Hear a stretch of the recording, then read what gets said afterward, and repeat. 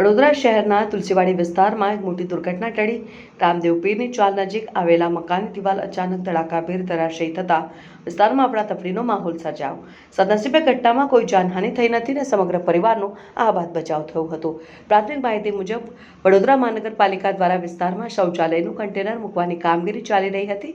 આ દરમિયાન કન્ટેનર મકાનની દિવાલ સાથે અથડાતા દિવાલ એકાએક તૂટી પડી હતી.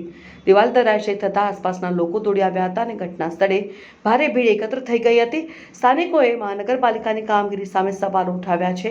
રહીશોનું કહેવું છે કે પૂરતી તકેદારી રાખવામાં આવી હોત તો આવી ઘટના ટાળી શકાઈ હોત. ઘટનાની જાણ થતાં મહાનગરપાલિકાના અધિકારીઓ પણ સ્થળ ઉપર પહોંચ્યા હતા અને સમગ્ર ઘટનાની માહિતી મેળવી હતી. સદનસીબે ઘટનાના સમયે પરિવારના સભ્યો સુરક્ષિત સ્થળે હોવાથી મોટી જાનહાનિ ટળી હતી. જોકે દિવાલ ધરાશયી થતાં મકાનને નુકસાન પહોંચ્યું છે. હવે સમગ્ર મામલે મહાનગરપાલિકા દ્વારા તપાસ હાથ ધરી આગળની કાર્યવાહી કરવામાં આવે તેવી સ્થાનિકોની માંગ ઉઠી છે. અને શું ઘટના બની? રામદેવ પીરની 40 શ્રીનાથ પેટ્રોલ પંપ છે. હા, કાઠિયાવાડી ચાલમાં રહું છું ને શેરી નંબર 2 ને સવારે મેં સૂતો હતો, સૂઈને હજી ઉઠ્યો જ છું.